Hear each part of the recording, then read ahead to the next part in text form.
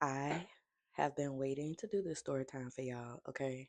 And I hope y'all can hear me because I'm at work still and I'm trying to talk a little bit low, not too loud, of course. But I just could not wait any longer to do the story time, y'all, because I feel like lately I have been really on my shit when it comes to Layla.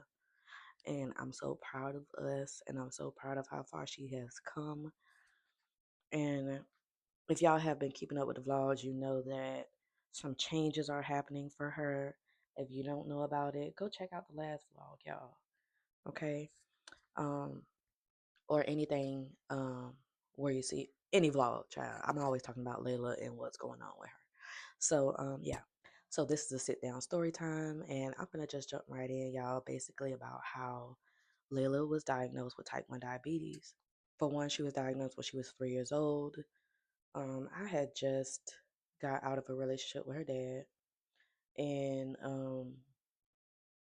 you know, um, we were kind of still like figuring. I was figuring out myself like as a mother. So basically, I was trying to do like different things with my kids, like with just me, like going places with them. I took them to the beach and stuff, like with family, with my sister. But so one day I decided, you know what, let's watch a movie in the car. We're gonna go to Checkers. So I went to Checkers. We went through the drive-through, got some food, and then we sat in the car and watched something on my phone. That I had like what's it called? Screen something. I had sent that to my car because I have a tablet type screen and had a tablet type screen. I had a tablet type screen. I had a touch screen monitor in my car. So it also had the YouTube app on there. So we was watching stuff on the phone and stuff. And so we went home after that, and then like I want to say like that night and the next day, going for like a couple of days going forward, she was sick. When I say sick, I mean like she was vomiting as if she had like a stomach bug, a flu, or something like that. I thought she had, food poisoning or something. I called, and that was around COVID time. I called the emergency room, and they were like, "Oh, maybe it's food poisoning. Maybe she ate something bad." They're assuming the same thing. But how Layla was looking, she was eating a lot, but she only wanted to eat certain things. She only wanted to eat like sweet things, oatmeal. She wanted to drink juice. It was always something sweet. So she wanted to drink those things and eat those things. And I'm like, she never wanted to eat like real food. Um, so this is a couple days after we ate the checkers. Um, she was eating a lot, but she was throwing up a lot also at the same time. And she was drinking a lot. She was real thirsty. She was peeing a lot. And she was losing a lot of weight, y'all. She was losing a lot of weight. When I say she looked like a skeleton in the face, she was losing a lot of weight. I was so worried, and I'm like, no. The hospital was saying, oh yeah, maybe it's a food poisoning. I'm like, no, something is wrong with all the things that I just described to you, and with her losing weight. I'm like, no, something is wrong. I called her pediatrician and asked if I can bring her in right then, and they were like, yeah, bring her in. So I brought her in, and they checked her blood sugar. They checked her blood sugar. It was over 600. And they were like, you have to go to the emergency room right now. We're going to call the floor and let them know that you're on the way. Um, yeah. So they said that, get there now because she can go into a coma. And she did fall asleep in the car, and she was asleep for like the first 2 days. So we got there, we got to the hospital, and they immediately took her up to the endocrinology floor because the pediatrician had already called ahead of time and said, hey, this has something to do with her blood sugar. So that was the specialty we were automatically sent to. So yeah, we got there.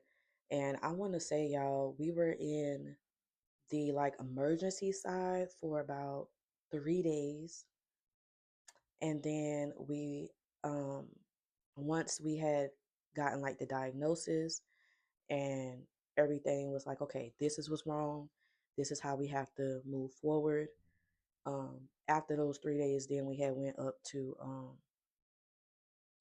the specialty floor, um, where that's where I had to learn everything regarding her, how to calculate her blood sugar by myself, how to administer her insulin. I never gave an injection before, even me being a med tech at the time. I had my CNA and my med tech certification, but I had never, given an injection. And I did have my phlebotomy too, but I've still never given an injection. So, yeah, so I was nervous, you know what I'm saying? But she was tolerating it very well. Like, what made me become more comfortable with giving her insulin was that she was like, okay, like she would prepare herself and she was just showing like I can do this, you know what I'm saying? So I'm like, okay, this girl, I'm like, she's doing very good. So I know I can do it, you know what I'm saying? I know I can take care of her. When she was diagnosed, y'all, I had all kind of, negative thoughts and feelings and stuff. And I was like, first of all, I thought it was some type of hoodoo, you know what I'm saying? Because I'm like, this came out of nowhere. Like we have no history of it in our family. And it had just happened after the separation with me and her dad. So I'm like, you know what I'm saying? Um, but no, and then I also thought like with her having diabetes, I'm like, oh my God, I know that with diabetes, a lot more health issues, could come about.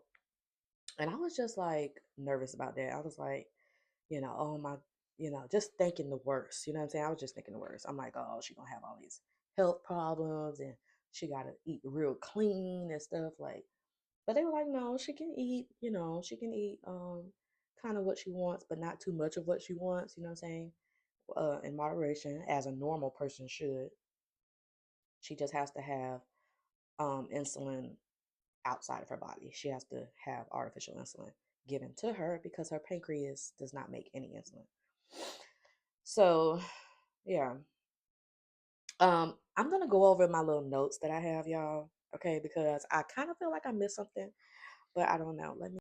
All right, y'all. So I'm gonna try to make this quick because I am running out of space. Okay, and I just have my notes written as like who, what, where, when, why, how, and how. And these are some of the questions that I do get often about Layla. Okay, so who? Obviously, Layla. Okay, what is how it presented itself, how the type 1 diabetes presented itself, and um, she was vomiting. She was eating a lot. She was extra thirsty. She was peeing a lot. All of the symptoms of um, high blood sugar. Um, where it happened at home, and then it happened at home. I called the hospital, and then went to the doctor's office, and that's when we were sent to the hospital. When she was 3 years old. Why? Honestly, I don't know because, like I said, there's no family history. But they also did say that because my dad had lupus, lupus is an autoimmune disease, so type 1 diabetes is also an autoimmune disease. So it could possibly be related, but there's no proof of that. Um, how, like I said, eating checkers in the car and having family time watching a movie. I don't know if the checkers brought it out. I don't know. You know what I'm saying? So, but every time I ride by checkers now, I'm just like, we don't trust you. Okay.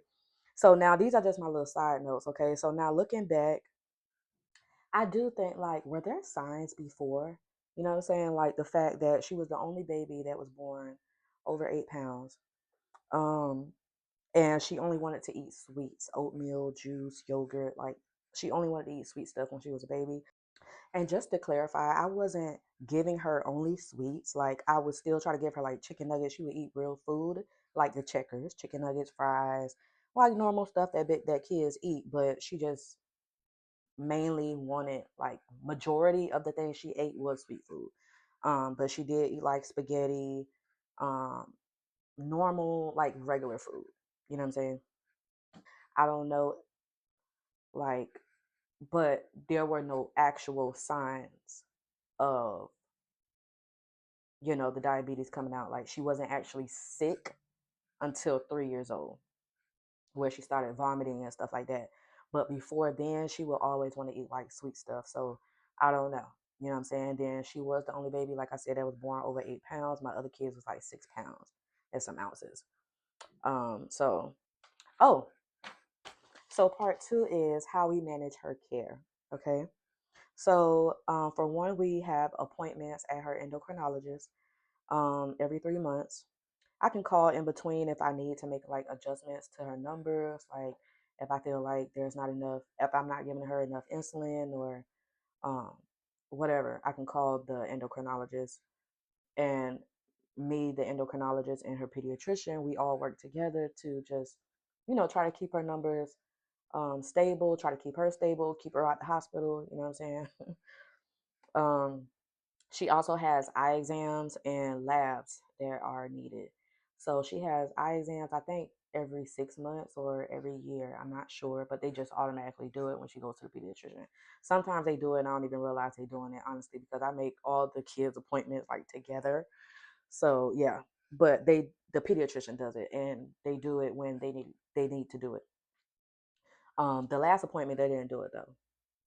But I do have to schedule an appointment to get her labs drawn for the endocrinologist. Okay.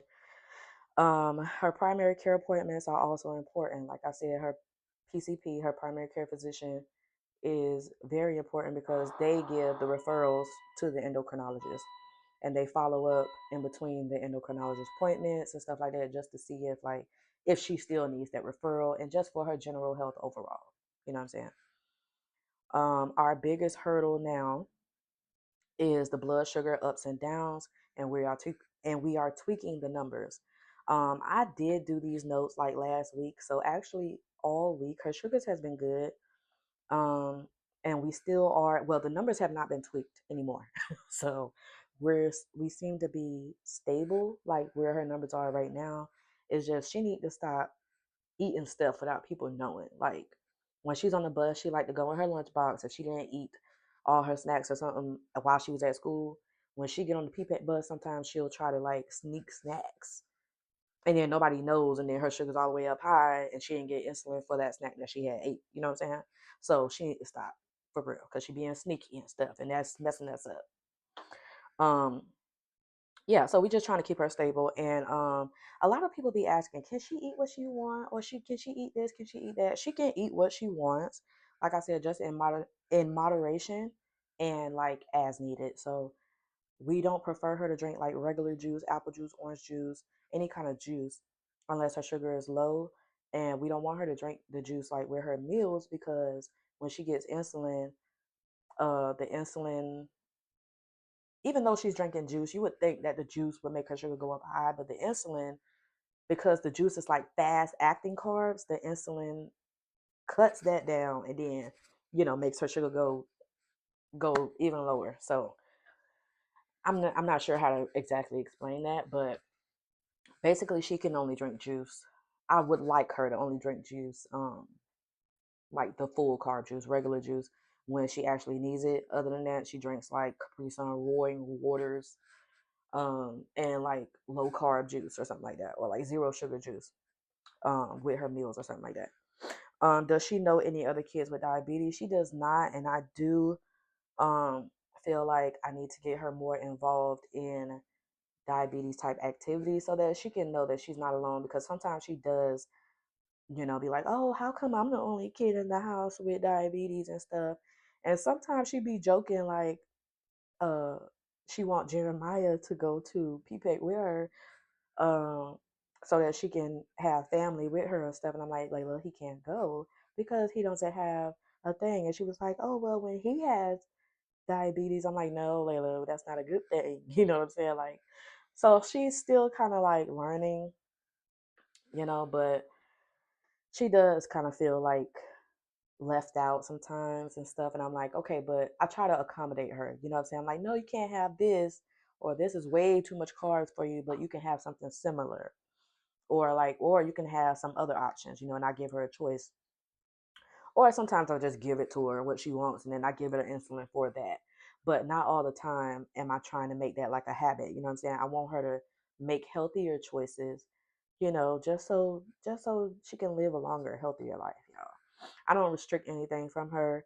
She literally, if y'all see the vlog, she eat pizza, she eat rice, she eat chicken, she eat everything. And I should be trying to make her eat vegetables, but I don't be having time to like fight with this girl sometimes. You know what I'm saying?